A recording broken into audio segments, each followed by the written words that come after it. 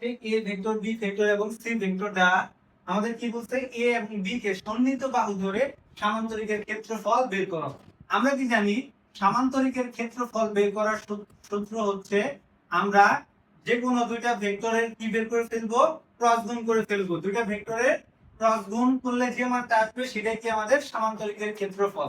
তো গ নাম্বার আমরা লিখি সামান্তরিকের ক্ষেত্রফলের সূত্র,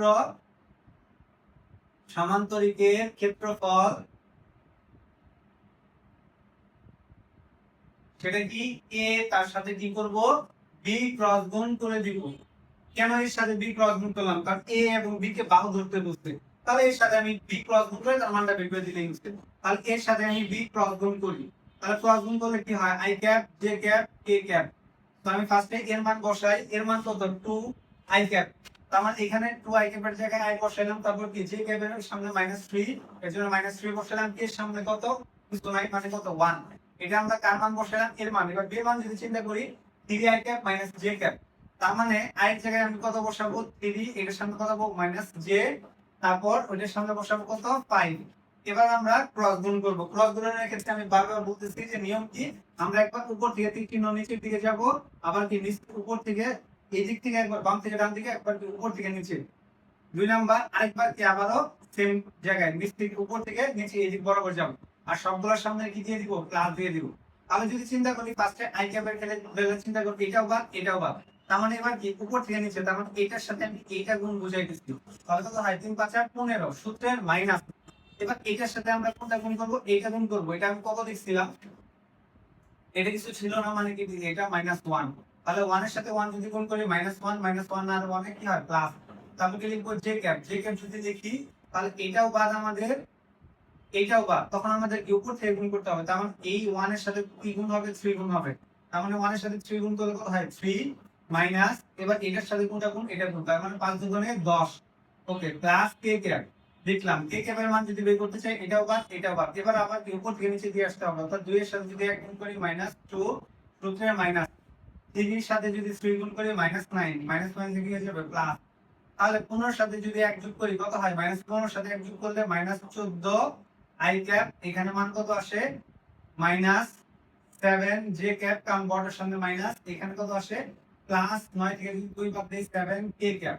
ওকে বের করে ফেললাম। এবার কি করব এই দুইটার পরম মান বের করে ফেলবো, তার মানে a ক্রস গুণন b যদি বের করি যে মানটা আসবে সেটাই কি আমাদের সামান্তরিকের ক্ষেত্রফল। তাহলে আই ক্যাপের সামনে কত আছে -14 স্কয়ার প্লাস জে ক্যাপের সামনে কত -7 স্কয়ার প্লাস কে ক্যাপের সামনে কত এটার সামনেও 7।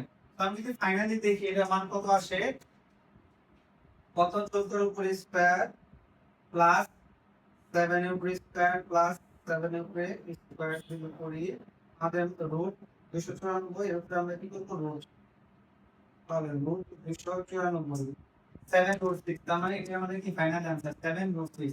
তো আমাদের বের করতে বলছে সামান্তরিকের ক্ষেত্রফল, তাহলে আমরা সরাসরি লিখি সামান্তরিকের ক্ষেত্রফল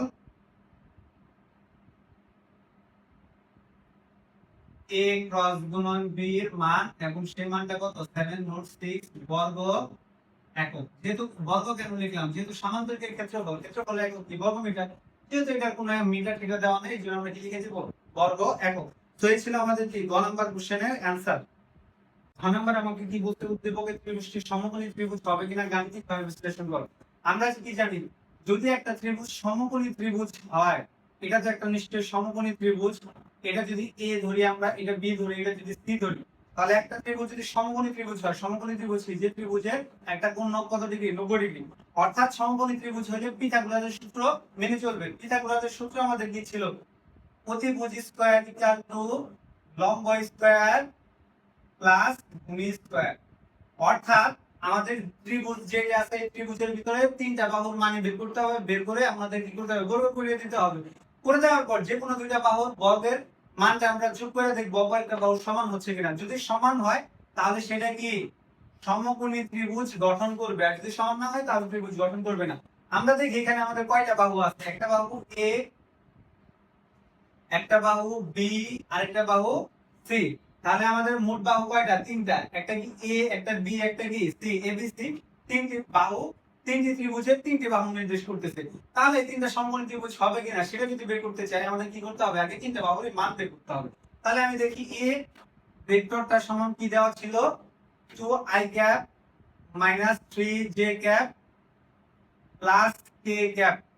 তো এই ভেক্টরটা যদি আমি পরম মান বের করতে চাই, পরম মান কি root over a of x square plus এর সামনে কত আছে -3 তার উপরে স্কয়ার প্লাস এর সামনে কত নাই মানে 1 এর উপরে স্কয়ার করে দিলাম। এবার কি আমাদের b এর মানের দিকে তাকাইতে হবে।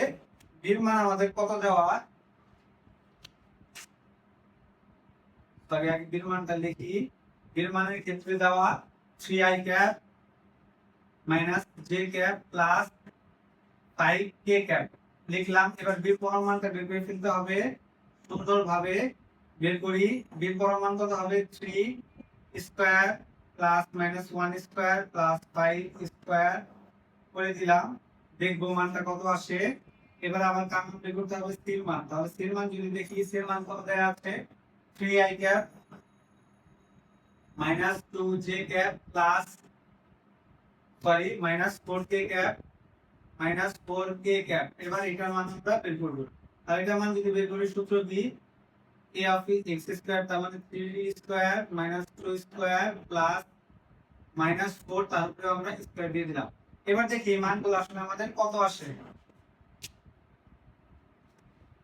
ফার্স্টে এটার মান 2 দুগুণে 4 3 3 9 4 যোগ 9 যোগ 1 তাহলে আমাদের মান আসে কত রুট ওভার 14। তো আমরা দেখি এর মান রুট 14।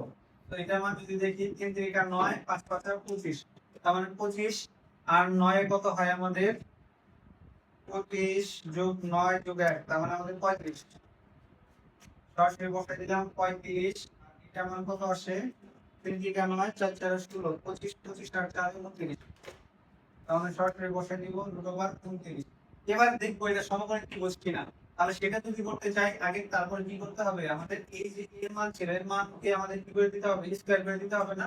তাহলে এর পরম মান যেটা ছিল সেটাকে যদি স্কয়ার করে দেই রুট ওভার 14 এর উপরে স্কয়ার করে যায় তার মানে এটার মান কত শুধু 14। এবার এটাকে স্কয়ার করে দেব b এর মান। তাহলে b এর মানকে যদি আমি স্কয়ার করে দেই কত আসে রুট ওভার 35। তো 35 কে স্কয়ার করে দিলে কত আসে শুধু 35। তারপর এটাকে স্কয়ার করে দিতে হবে তার মানে c এর মানকে যদি আমি স্কয়ার করে দেই তার মানে মান কত আসে রুট ওভার 29 কে স্কয়ার করে দিলে শুধুমাত্র 29। এবার দেখবো যে যে কোনো দুইটা বাহু ত্রিভুজ যদি যোগ করি যোগ করার পর অপর একটা বাহু পাবো কিনা। ধরি 34 এর সাথে যদি 29 যোগ করি আমরা কি 35 পাবো, পাবো না। 35 এর সাথে 29 যোগ করলে কি আমরা 14 পাবো, হবে না। কিংবা দুইটা যদি যোগ করি 35 আর 29 সেটা তো আরো আগে হয় না। তার মানে কোনো ভাবে কি যে কোনো দুইটা বাহুকে স্কয়ার করে যোগ করে কি আমি এই মানটা সমান পাবো, পাবো না। তার মানে সমকোণী ত্রিভুজ কি করবে না, গঠন করবে না। এটাই ছিল কি আমাদের ফাইনালি অ্যানসার। তো আমি যদি লিখি অ্যানসার, মূল অ্যানসার সেটা কি a square equal to b square plus c square. দুইটা কি কখনোই সমান হবে না, বা তোমরা যেভাবেই লেখো তিনটার মান কখনোই সমান হবে না। তাহলে সমান যদি না হয় তাহলে কি করবে না, সমকোণী ত্রিভুজ গঠন করবে না।